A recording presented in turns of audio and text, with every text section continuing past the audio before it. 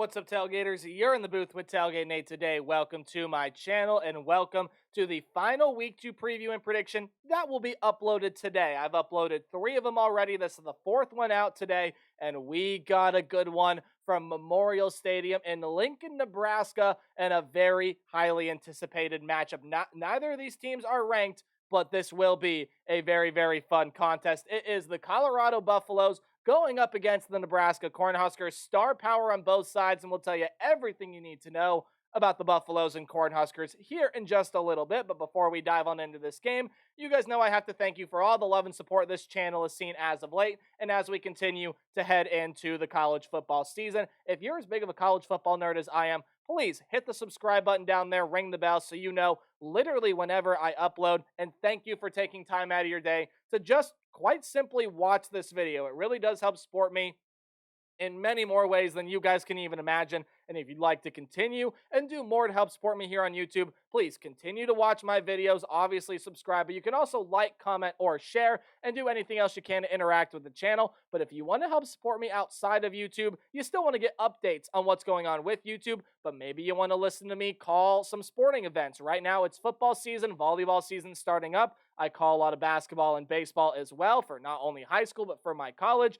And you want to follow along my journey as well as some of my other field work to be an aspiring sports media professional, please go give me a follow on Twitter at TailgateNate29. I'll be posting a whole ton over there. And yeah, if you guys would like to support me outside of YouTube, definitely recommend you give me a follow on Twitter or X, again, at TailgateNate29, capital T, capital N, the numbers 29. Would really appreciate you guys giving me a follow. But without any of that, and or I should say with all of that out of the way, let's dive on in to a highly anticipated matchup in Lincoln, Nebraska. Hey, how do we do preview predictions around here on the channel for in-season games? Well, I'm glad you asked. We'll take a look at keys to the game when each team possesses the football. So first, we'll take a look at the Buffalo offense versus the Husker defense, probably the more anticipated side of the football, and then we'll flip it. We'll look at the Husker offense versus the Buffalo defense, and at the end of the video, we'll just go ahead and give you a full-on prediction. I'll break down what I think, give you some final thoughts, and give you a prediction for how I think this game is going to turn out. Makes sense? Good.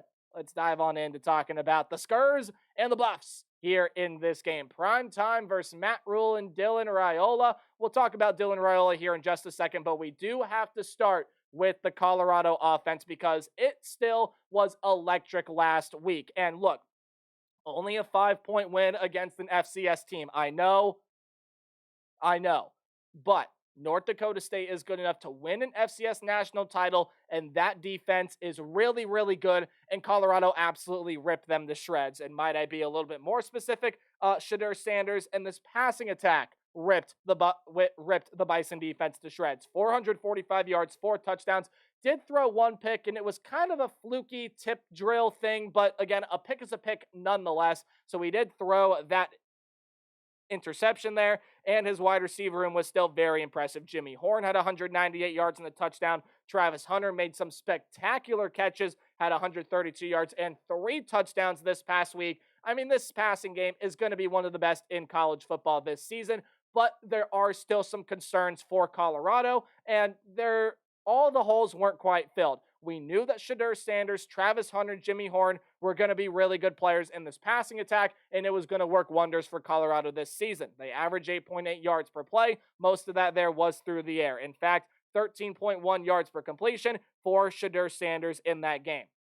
But when you go ahead and you take a look at some of the other concerns for this offense, it was, can they run the football a lot better than last year? Well, for what we saw in that first game against North Dakota State, the answer right now is no. Dallin Hayden was unimpressive, 9 carries for 20 yards. Shedeur Sanders, 6 for 17. Charlie Offerdahl, 5 for 15. Draylon Miller, 2 for 7. Travis Hunter had a carry. It went nowhere. It was just a very uninspiring rushing performance in this offensive line.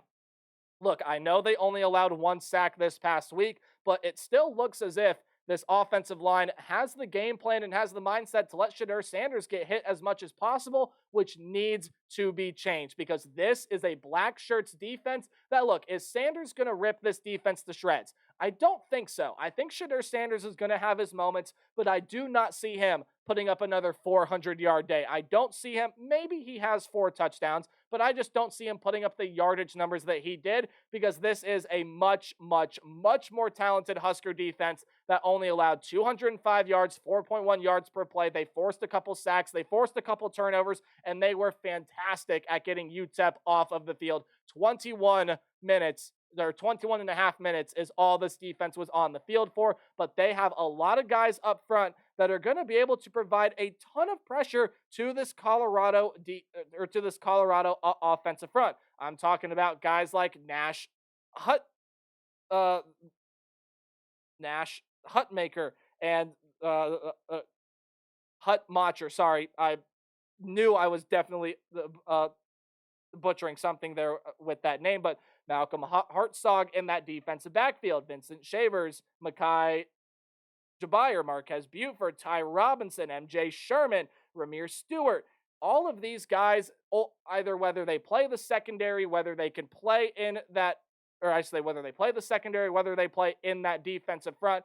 This is the Nebraska defense, guys, that I apologize for my stuttering and just lack of focus on what I wanted to say. But my point that I'm trying to put forward here is if this Colorado offensive line does not step up in this game, this is the Nebraska defensive front that absolutely is going to be able to take advantage of it. They are physical, they are big, and they are really, really good.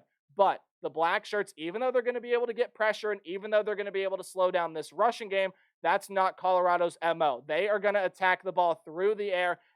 You want to get pressure on Shadur Sanders and force him into mistakes if at all possible. Again, he doesn't make many mistakes, and the one pick he did throw last week was just, again, a tip drill pick that just happened to fall in the hands of a North Dakota State Bison defensive player. But pressure on Shadur Sanders and locking down this wide receiver room and being able to just limit their impact on big plays down the field, being able to limit the deep ball to Jimmy Horn and Travis Hunter, being able to limit their impact all across the field is the name of the game for this Nebraska defense. But the Buffalo offense has to also do a lot better controlling the pace. They were only on the field for 23 minutes. And look, if they were on the field for 23 minutes and got 504 yards against a really good FCS defense in the North Dakota State Bison, yeesh, imagine what they could do against the Nebraska Cornhuskers, right? But this is one of the best defensive staffs in the country. They have one of the best defensive rosters in the country, in my opinion. I think they're going to prove to be at least a top 20 defense across college football this season. And I think Nebraska is going to provide Colorado a much bigger defensive test than North Dakota State was able to this past week. If those gaps on the offensive line cannot close and Colorado cannot control the pace, watch out, because this is the Husker defense that will take advantage. But the problem for the Huskers was not necessarily their defense when they played in Boulder last year. It was this side of the ball. It was the offense, and I'll tell you why here in just a minute, but let me tell you what the Husker offense did last week against the UTEP Miners. So the Husker offense last week against UTEP went for 40 points, 507 yards, and they were a balanced offensive attack. They were really, really good on third down. The offensive line looked good, and they controlled the pace. And Dilla Raiola was everything that he was advertised to be. Look, first collegiate start, it's going to be a much tougher task and under the lights when you go play the Buffaloes and Coach Prime's team. Sure, we all get that.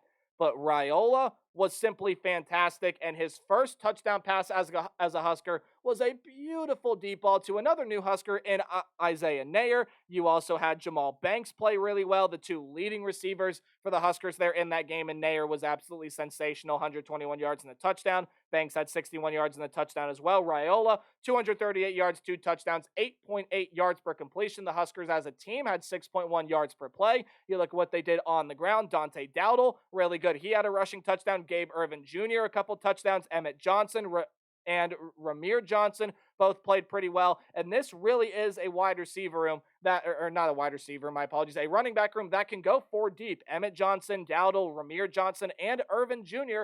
are all 4 running backs that are going to get playing time for Nebraska this season, and they all looked pretty solid in that game there against UTEP. Some a little bit better than others, but yes, they still looked really, really good.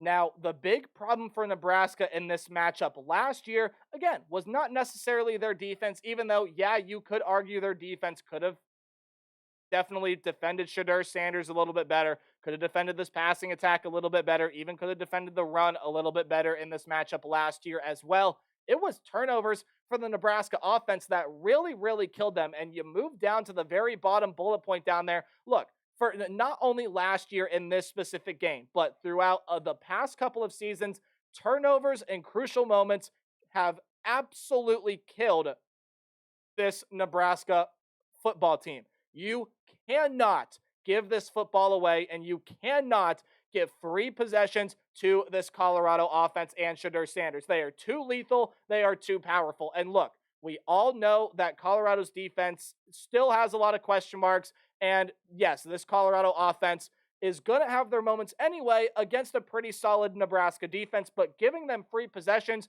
does not help for a couple reasons. One, again, you're getting Shedeur Sanders back on the field, but two, you're telling your defense, oh, well, sorry, you got to go play more now. And they're, huh? What? You can't have that happen. If turnovers are going to be a problem for Nebraska in this game again, it's definitely going to be a much more easier time for Colorado to go try and win this game, and Nebraska is just going to make things harder on themselves if they turn the football over. But Raiola, his offense is going to be able to work well here, and I think with the balanced attack Nebraska showed this past week, they're going to be able to do some damage against this Colorado defensive front because the porous Buffs defense still has not closed all the holes from this past season. That North Dakota State rushing attack will absolutely lit them up. That North Dakota State passing attack absolutely lit them up this past week. 449 yards, 6.5 yards per play allowed. And look, they did get back to the quarterback a couple of times there, but overall, when you take a look at this Colorado team, didn't force any turnovers. They allowed North Dakota State to control the pace here of the game. They were not good on third down at all.